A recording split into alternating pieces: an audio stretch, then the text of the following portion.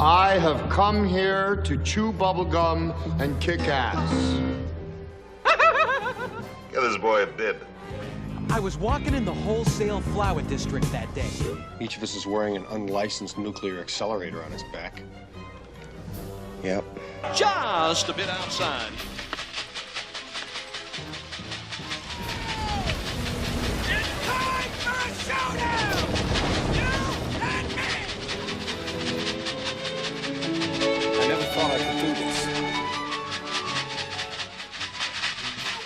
Shut up! Will you shut up? Ah, now we see the violence inherent in the system. Shut up! What? I'm definitely not wearing my underwear.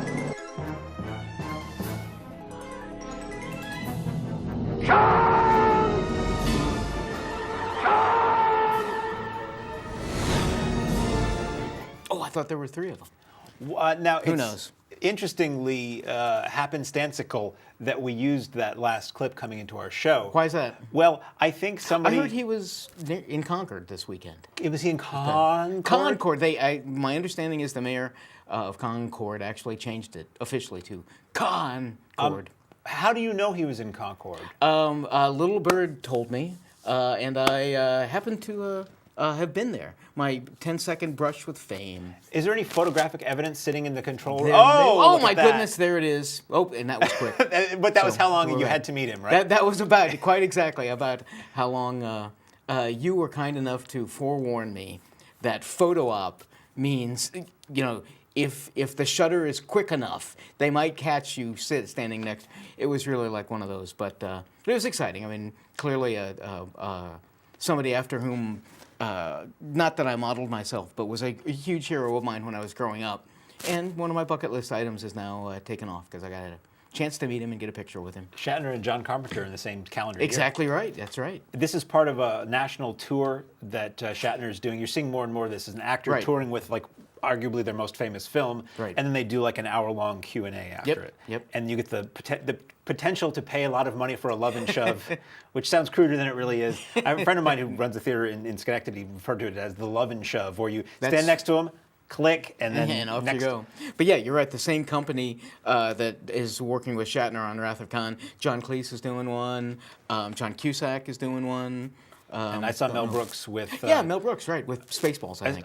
He's doing it Spaceballs now. He did it with Blazing Saddles when I saw him. Wow. He may have done a Young Frankenstein. And Mel Brooks is amazing. See, I don't like Spaceballs. It's like, he says it's his most popular film now. Probably. And for younger people it is, but people are like, oh, Spaceballs. I'm like, have you seen the movies he made before that? Yeah. Because if you have, Spaceballs is like... To me, the Spaceballs was like the last gasp of him being good on screen.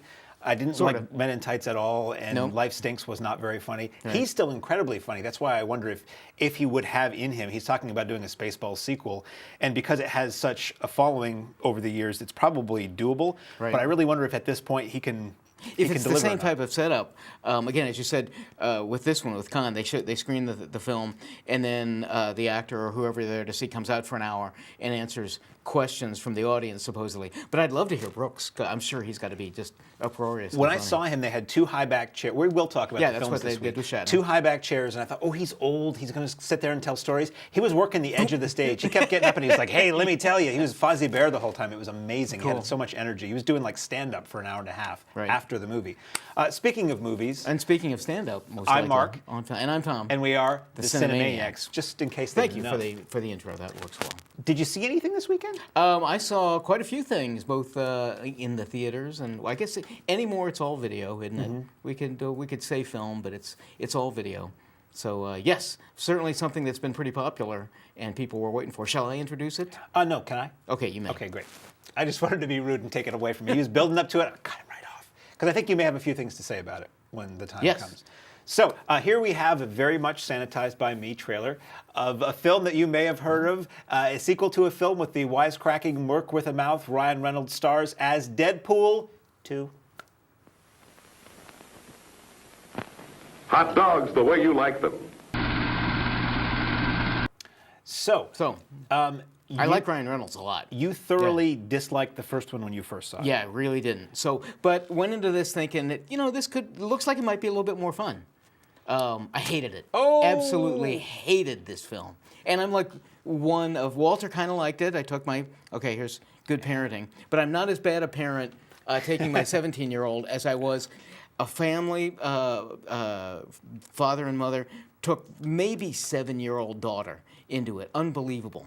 I just think that's bad. I felt about calling, child custody services or something like that.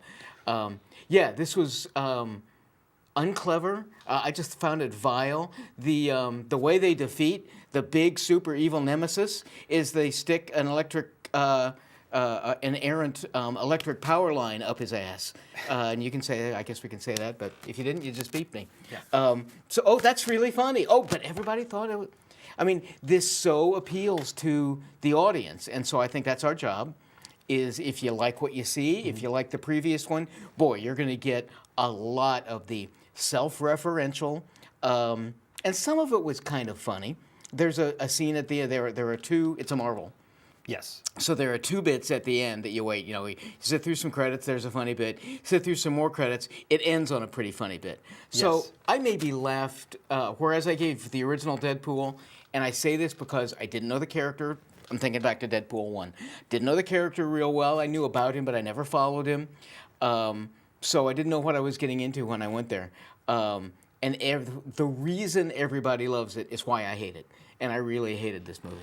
You don't like the self-referential, breaking the fourth wall, wink, wink sort of right, stuff? Right, it's just, he talks, there are several ha-ha, wink, wink lines. Boy, that was easy writing. This is easy writing. I could write Deadpool 3 tonight and then watch the Cubs game.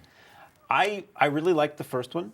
It was a surprise to me. I was laughing heartily during the immediate opening credits of the first one because it was so fourth wall breaking, self-referential, or just acknowledging stuff about movies that movies generally don't acknowledge, don't want you to acknowledge. Yeah. And there was some of that in here where one of the things I hate repetition over time in films. If I see the same things over and over again, and everything that I see in all these superhero movies are somebody falling from a great height and landing on one knee in that pose, and I hate it. It makes me angry because it's stupid and it's been done a billion times.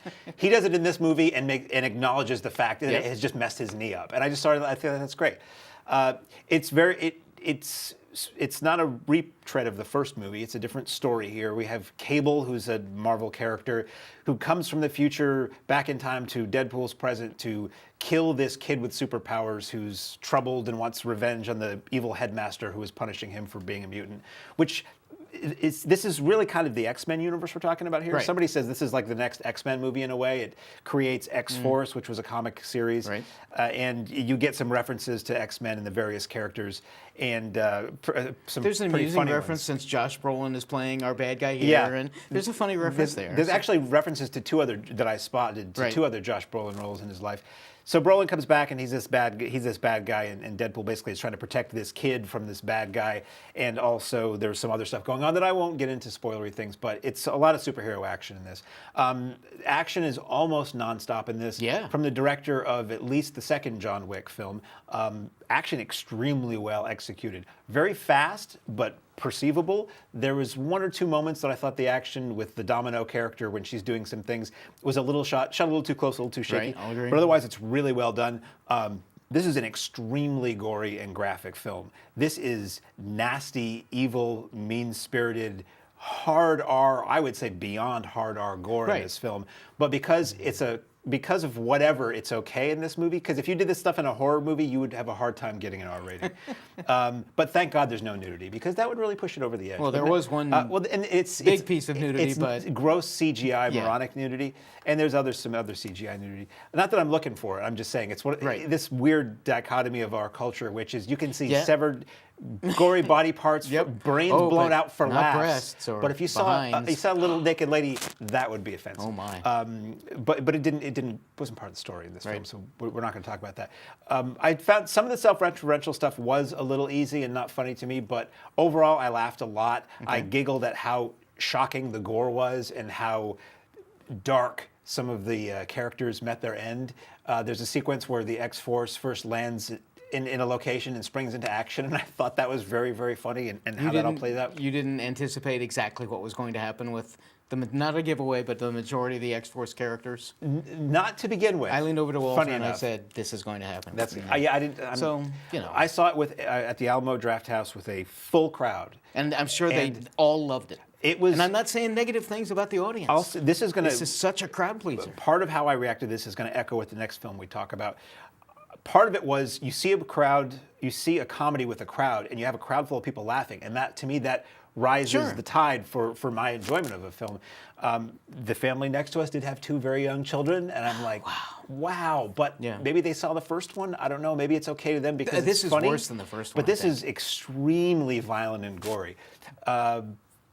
Anyway, I like Deadpool 2 a lot. I don't know if this franchise can continue for another film. Right. I've heard rumblings that maybe Ryan Reynolds thinks 2's enough, and that would be cool. Right. 2 great movies that stand as classics are better than making 5 and they get worse and worse. Right. How do you keep this kind of self-reference and joking about movies and stuff together for even another film? I don't know. And I'm sure they could, but I doubt 4. I bet 3 might be the that might be enough. Maybe he'll pop up in some of the other Marvel movies. That would actually be a funny change of play, as if we see another X-Men movie and Deadpool makes a cameo in it. Right, or he comes back in the next Avengers, and that'd be fun. So, Deadpool 2 out now everywhere, and contractually it'll be everywhere for about 4 weeks. I'm sure, probably so. Speaking of things that have a literary origin. Oh yes, and looking for lots of nudity and things like that. 4 Academy Award-winning actresses. What a great cast. Decide to get together on weekends when they don't decide, they don't have a whole heck of a lot to do, and some of them need to have a little bit more excitement in the bedroom. So they're going to join forces as 4 wonderful folks getting together for the book club. Freshman Center now. Enjoy a delicious snack and ice-cold Coca-Cola.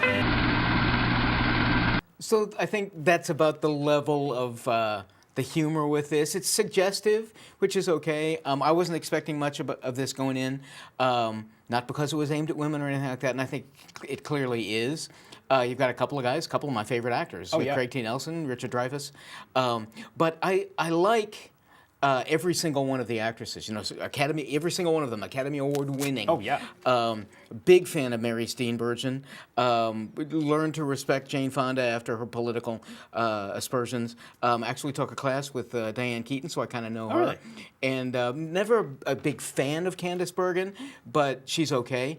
So I went into this expecting, okay, it's going to be kind of lighthearted humor. And ultimately was a little bit more surprised that I kind of liked it more than I thought I would. It's a little bit smarter than I expected. It's certainly fluff, but for a summer movie that's out, if you want to get away from all of the superhero extravaganzas, I thought this was okay. That's to me one of the greatest, not an achievement because it's not, but I'm always happy when there's a film that's for grown-ups or for old folks. If you want to be crude, if you want to be blunt about it, for older folks. I went to see this at a matinee far away, and it was a full audience, and I was by far the youngest person there. Wow. Yeah, I was surprised. I thought I would be alone, and more people kept coming in, and it was all middle-aged to elderly people. Okay. A lot of ladies, a lot of couples, and the people laughed long and hard. Can I say that about a film with a Viagra joke in it? Wait a minute. I just did. It was much funnier than I expected. I saw this trailer and I dreaded this. I almost thought I might not have time to see it. Exactly. We'll talk about that in the next film. Thank God for MoviePass. But it was much smarter than I thought. Had a lot more heart than I expected. Really good music. Really nicely shot. All the guys in it are very charming. And I expected a movie where a bunch of middle-aged elderly women ogle dudes, and it's ha cute, and they dance through the house to Motown songs. And the old guys are all idiots. And that wasn't that. Everybody in this film was likable. Candice Bergen, maybe never that much of an actress. Certainly not anymore an actress than she ever was. But her sequences had some nice. She has a nice character arc. She has some very funny moments. Right. And again, like I said earlier, it might have been I was with a full crowd who was really into this, and that made me enjoy it more. Yeah. If I watched this alone, I might not have enjoyed it as much. But I thought it was not bad at all. I'll agree. I would encourage anybody who likes any of these individual players or people or is of that age, because this addresses beyond the stupid 50 Shades of Grey stuff. There are actual growing up, growing older, moving on with life themes that are addressed in this film that are pretty well addressed, I thought. And Craig T. Nelson is very funny in a scene where the scene with the Viagra with the cop, that's whatever. Right, But the scene that follows that, to me, had me laughing out loud, and it was an unexpected laugh. I'm like, oh boy, if they're going to do this, I really hope they do this, and they did. Right, exactly, and that's I'll hesitate to say smart writing, but it certainly bordered on it. Yes. Yeah. So, speaking of, oh boy, is it my turn? It is your turn. Oh, Go boy. at it. I had my Deadpool, Yes. so you can have your this. I have my this. This is this year's Furry Vengeance. And if you're a longtime watcher of the show, that's all you need to know about it. We have Will Arnett as a cop who has to go undercover with a streetwise dog who can talk on camera to other dogs at a dog show to find out who is smuggling pandas illegally out of the U.S., in which they all become show dogs. Begins, so you still have time to add to the fun of watching the movie. Okay, go right ahead, and I'll just say yes. Okay, so I knew this was going to be a talking dog movie. Yes. I got no beef with that. I got no beef with the talking animal movie. Will Arnett was going to be in it. He does really clever, sharp stuff. He picks good projects for the most part. So we go in, and literally 2 words into the film, I'm like, I think I might be done now. Because the voice acting was so bad. Yeah. It was so, we're pigeons and we're going to tell you what's happening. I'm like, ooh, is this the level this is going to be? And it was. And yeah, it's for kids, whatever. There's a lot of movies made for kids that adults can enjoy too. Right, yeah. This is not one of them. The writing was awful. It was not funny. It was the most obvious, I'm stating what's happening kind of jokes. Not funny at all. The notion is that the Rottweiler is a streetwise New York cop, and it's paired up with Will Arnett. But it took me half the movie to realize the humans can't hear the animals talking to each other. Only the animals can see each other. I will give it probably the best animated animal mouths talking I've ever seen. That really works pretty well. It doesn't look really fake and cartoony like Superman talking in Justice League did. And they have to go undercover at a dog show and whatever. Natasha Lyonne is in it. It's nice to see her getting a role where she plays against the type she usually gets. Not many recognizable people in the film. Apparently, when the end credits came up, very recognizable voice cast, but it never... Right, it didn't sound like him. The dialogue was awful and completely unfunny, and everybody was performing like they were making a cartoon for 2-year-olds. So the performances were terrible. But don't you think that's... I can't think this is aimed at 8-year-olds.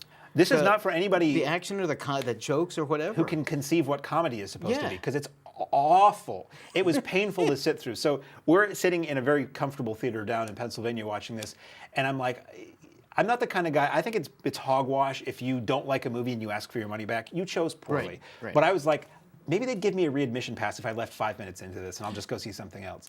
And then they're like, well, it's the middle of the day, and I'm kind of tired, and these chairs recline, so I just took it as an expensive nap. Okay, I did watch most of the movie, but I didn't fight falling asleep during this one. Right. Cricket was out for the whole thing. And I'm like, you took the coward's way out, and lucky you, because this was painful to sit through. Right. And then the ending, which always cracks me up, angles real hard for a sequel. And I'm like, yeah, I don't think that's going to happen.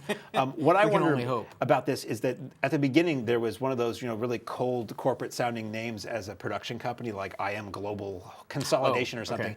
And it had Chinese characters on it. Right. And it made me almost wonder if this was an internationally financed film with the idea that it's going to play overseas. Yeah, eventually get your money back somehow. Maybe, senses of humor are different between different cultures. And it could be that this sort of thing would work better over there. But what it comes down to for me, it was bad writing. It wasn't like the scenarios were that interesting or anything. It's all the dialogue. That's what sells the whole thing. And it was so poorly written. So maybe in another country they'll rewrite it and it'll be great. I don't know. I cannot believe Will Arnett did this for any reason other than maybe it was a lot of money and he thought it would never get shown here. This is like the worst thing I've seen easily this year.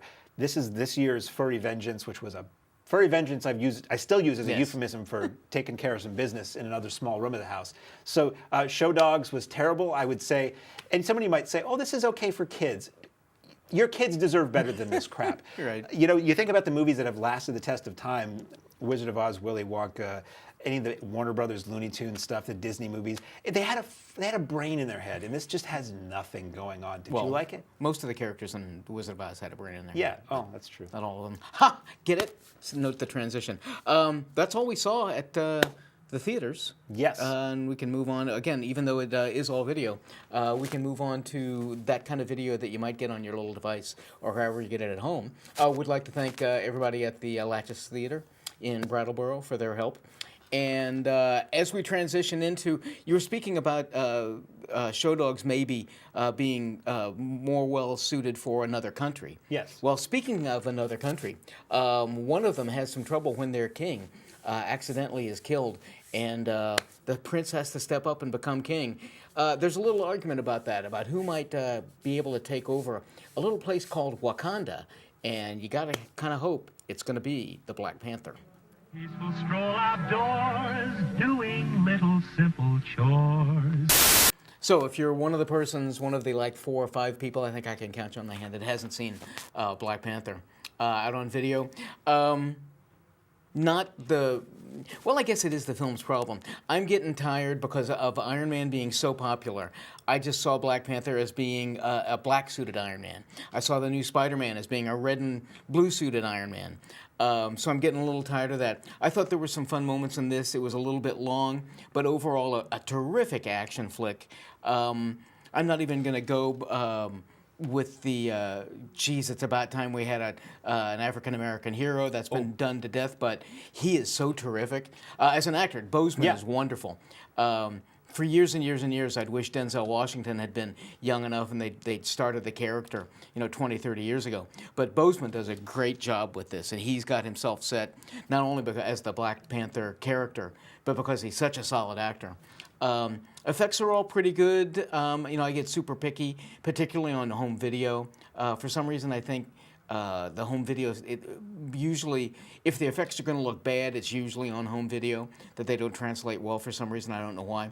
But I thought the storyline, I thought it was a great introduction to a terrific character, a character that I always liked a whole lot. And I'm looking forward to seeing more of him. You see more of him in Avengers for a little while. I'm sure he's going to be sticking around. It was funny when the new Avengers movie came out, 2 months or so before this one had been released. You see, this Avenger and that Avenger and this Avenger fighting Thanos.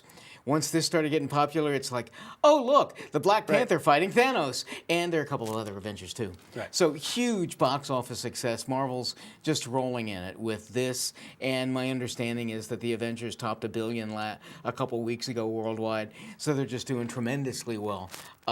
If you're a Black Panther fan, I think you're going to really like it. If you're not, and you're just a superhero fan, it's got the morals and good effects and lots of great action. And this movie is still in theaters, by the way. Yes, it is. Like, Cricket saw it on Sunday at a matinee, and there was a dozen other people in the theater. Yeah.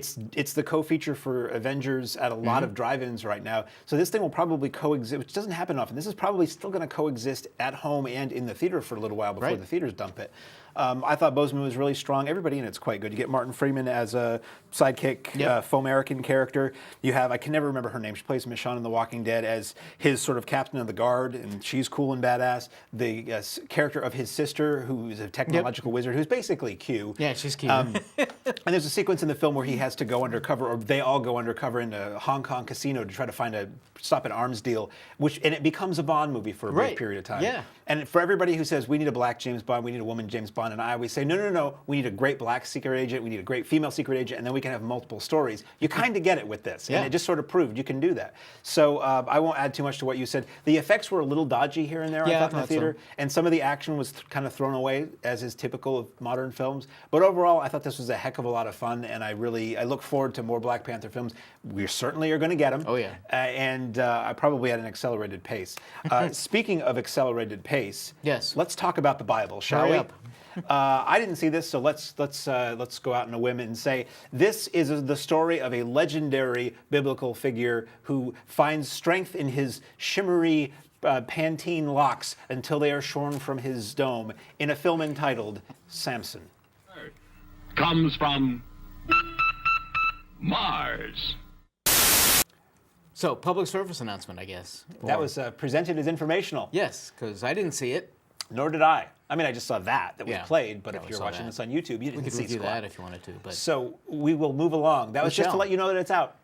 It's out, and it can't be put back in. So that movie looked a little square to me. Oh, bump. And it might have been, I don't really know, but one thing that is kind of square, besides me, I suppose, I don't know. Luke Evans is kind of keeping his eye on a woman. We start out at in medias res. All of you can go back and check out your Latin. I don't even know if that's Latin. Might be Greek. Who knows? But checking out a woman. She's everybody in town loves her. She's kind to everyone and giving free gifts to folks. But something is up as a man is eventually kind of watching this girl and following her around and kidnaps her.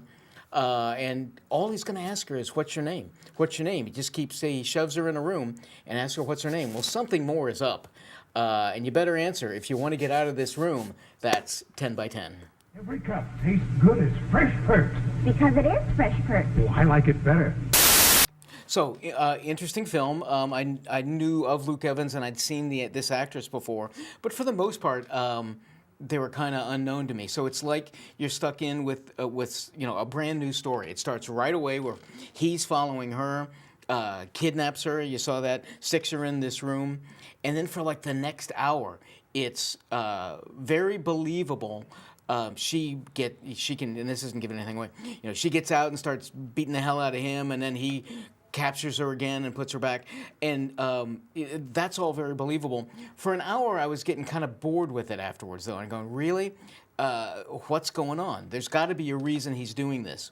And it turns out, I'm not going to say necessarily what the reason is, but it's something related to his dead wife. He's got issues with his dead wife. And then about 2/3 of the way through the film, the twist comes, and it's something I did not expect in any way, shape, or form. I'm watching it on my sofa, and I'm starting to fall asleep, and wait a minute, what? Rewind that. Great. Holy cow, and then I'm just riveted through the rest of it. So if you're interested in this, if you like, it's just basically the two of them, and they're real solid and they're real strong. If you like kind of taut little thrillers, rated R, maybe. I don't know if it's rated R, but if it is, it's for some violence. There's not a lot of language, not bad violence or anything like that. I mean, he beats her up and she beats him up a lot. But ultimately, my comment is I was getting kind of bored with this for a while, and then it kicked in and won me over for the last half hour or so. So 10 by 10, I think, is worth a watch. So what you're saying is it turned that frown upside down. But I'm bumped that you could do that. Speaking of showing off one's dentistry or orthodonture, we have a film from the MVD Rewind collection who are dedicated to putting out, video store classics or, HBO oldies on Blu-ray. Here's a film that I remember seeing on HBO a lot as a kid, and as a kid at the age I was, this was a movie for girls. This was a movie my sister liked. Watching it now is a very interesting experience. We have a film from 1982-83 featuring a cute little girl and two bumbling crooks, and what happens when she runs away from home and comes into their lives, how their lives change when Savannah Smiles. Peaceful stroll outdoors, doing little simple chores. Okay, so this is one of those things where, oh boy, I need to watch this to review it. This is this cheesy, super saccharine film that I didn't want to like when I was a kid, but I watched a few times, and I actually kind of liked it. I remember liking it when it was first out. It's very sweet and innocent, which it doesn't have the edge that a lot of kid movies have now, that I don't like about kid movies now. Right. So she was this super sweet, likable little girl. The guys change were the hearts of the bad guys. Exactly. Right. The bad guys were, criminals, but not nasty criminals, and she helps them see the error of their ways. And it's like there's an old story from years ago. It was at the Luck of Roaring Camp or something like that about tough guys who find a kid and everybody gets soft because it's a cute little kid, and they all become paternal. So that's what you have in this. This was an independent film made by written and directed by Mark Miller, who's one of the Alvy, the mustached guy in the film, who I did not know until I watched the extras. There's a nice long series of extras on this too, which are really interesting. Movie he had been trying to do since the early 70s. It took him a decade to get the funding to do it. He had been on TV, like he had been, as a clean-shaven, smoothie-looking guy, was on Please Don't Eat the Daisies in the 60s as the dad and other stuff. So it's him and I believe it's Donovan Scott. Yes, Donovan Scott, who people might know as the sort of milquetoast guy in the first Police Academy movie, and he played Olive Oyl's younger brother in Popeye, and now he's got a big bushy Santa beard, and he gets a lot of Santa work in commercials. And these people pop up in the movie you'd never expect. Like Peter Graves pops up, and Michael Parks is in it, playing like dead straight as a cop. And Pat Morita shows up, and Carol Wayne from The Tonight Show pops up, and it's just like a lot of favors got called in. It is wholesome. It is amusing and pleasant. It is nicely shot. Like, it's shot around Salt Lake City in Utah, so you have a lot of mountain and nature footage that's pretty well done.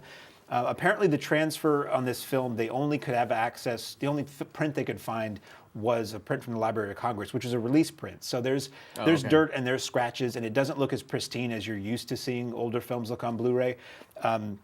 The best way I would describe it, like the color, it isn't like, sometimes you see an old film restored and you're like, wow, I always thought he had black hair, but apparently he has light brown hair, and there's a lot more subtlety of contrast.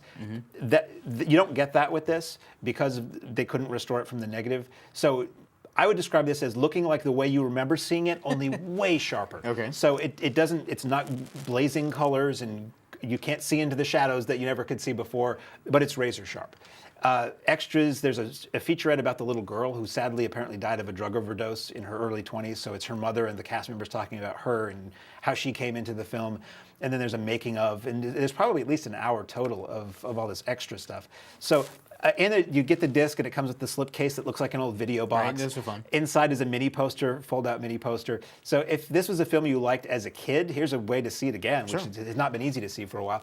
And if you've never seen it before and you want to show, I wouldn't know that many grown-ups would pick this of their own free will, but if you want to show a movie to a kid, this is totally doable. And as a grown-up, I enjoyed it. It's sweet and it's innocent, and I think that's what I liked about it. So, from Savannah Smiles to something a little bit different. Something completely different. We're now here comes there it goes. Right in his once again watch pocket. I gotta flip this one of we these now days. go. Yeah, someday it'll be my turn. You should do that and not tell me so we don't know which way the arrow is going to go. We have a release from Arrow Academy, which is Arrow Video's sublabel that goes more for more contemporary art house, foreign international cinema. It's a film from 2009, if I'm correct.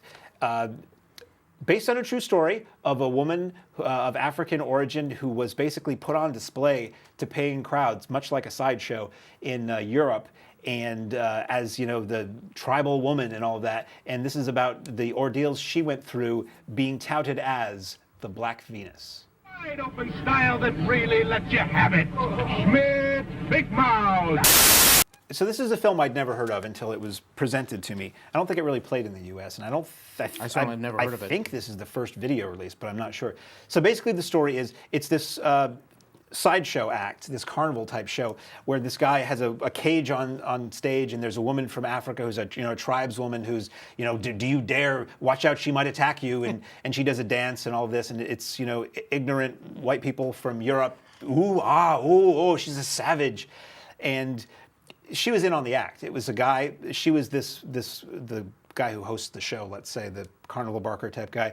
She was his nanny in his home in South Africa, and they decided to turn this into a carnival show because people had never seen, if not black people, certainly not Bushmen in Europe.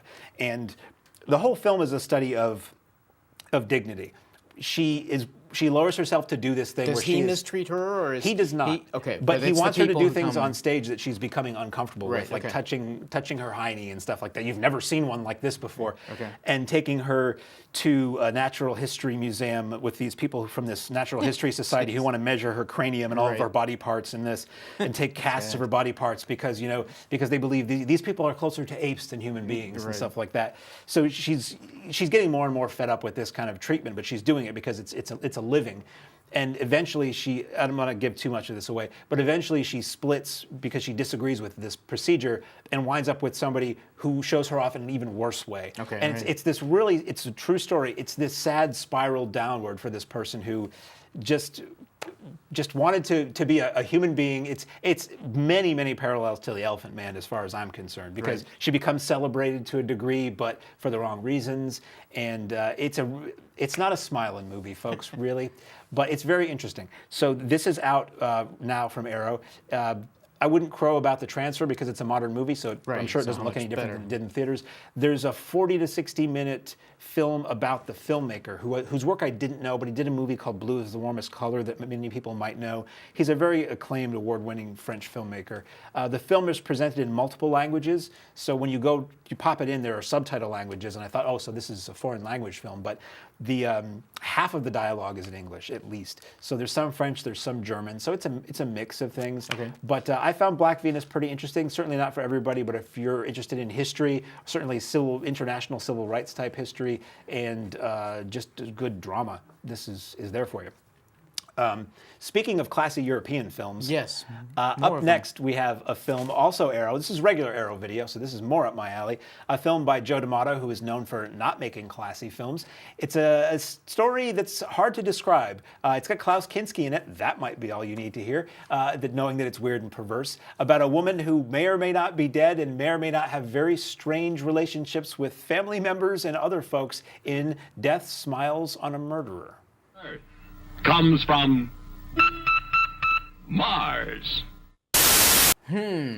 So I was just saying off air, what the viewers who watch this show, who like mainstream Hollywood fare, must think during the last 10 minutes of every episode where I talk about the kind of movies I actually like. So this one's weird. I like it for all the reasons that it is weird. I will admit right now that I cannot synopsisize the plot because I don't remember, because it's so complicated.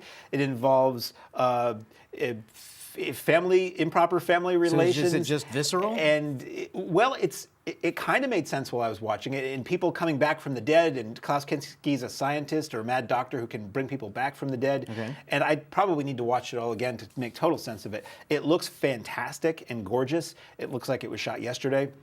See, that's one of the things, too, that I've learned with the Arrow videos is these trailers that I get, I end up just not getting online, like YouTube or something, and they don't begin to look as good. That one was pretty close, but they don't always reflect how good these things look. So you can watch this either in original Italian language with English subtitles or dubbed. I usually pick dubbed because I'm used to watching trashy movies with a bad dub. Star Eva Allen, who people might recognize from the movie Candy back in the 60s and some other things. There's a nice long career retrospective interview with her that was done recently. There's a great Tim Lucas, of formerly a Video Watchdog and the Mario Bava biographer. He does a full-length audio commentary that tells you everything you can want to know about this film, the themes in the film, everything anybody's ever done attached to the film. So you get it's like it's a study of Italian or Euro horror while you watch this thing.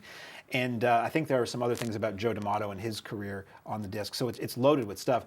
Overall, the movie is it's horror. It's dreamlike and strange. Really great musical score, as these films often do. Gory at times, but it doesn't really dwell on that. Saucy nudity at times. So it's got everything you'd want in an R-rated film, as I like to say, or everything the inner 14-year-old male would want in an R-rated film. So I liked this. I like Euro horror anyway. So this is one I'd never seen before. I might not have even heard of this before. As you pointed out during the clip, it goes by a number of titles: Death Smiles on Murder, Death Smiles on a Murderer, Death Smiles while murdering, Death Smiles on the weekend. I don't know what else it's probably called, but it's out now, and I quite liked it. Oh yeah, we have one more movie to talk about. Let's roll the clip for that, and I'll talk about it afterwards if we can, because I talk too much. Because they taste delicious and give you vitamins and protein, too.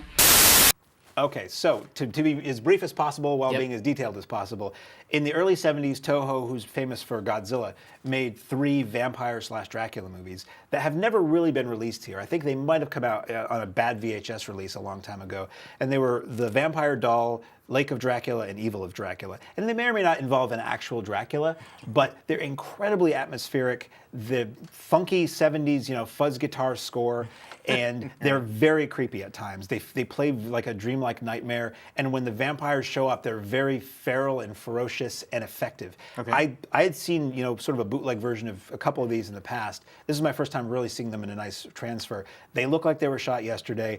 The extras are voluminous and very informative, and these things just play great. And unlike most Japanese films, they're not 2 hours and 45 minutes long. These are all like 80 minutes or less. Okay. So you can blaze through all 3 if you want to, or one at a time. But I thoroughly enjoyed this. This is like to me, an important missing piece of 70s horror that we've never seen here, and of Japanese horror that we've never really seen here. So to me, it's kind of a big deal that these things are out. They're all in one box set, the Bloodthirsty Trilogy. This is one that I'm going to go out and buy tomorrow because I want the nice box set of it, and I want it to look good and all that. So in the interest of time and staying on time, I will say this was really, really good. This is like one of the better horror retro releases I've seen in a while.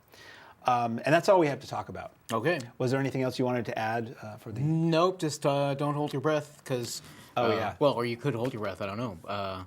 Big one coming out next week. We'll be talking about Solo. So there. And this coming Monday is Memorial Day, so we will not be here because this office is closed. So you'll be waiting 2 weeks with masterfully bated breath to find out what we think about Solo. Until then, I'm Mark. And I'm Tom. And we are the Cinemaniacs. What he said.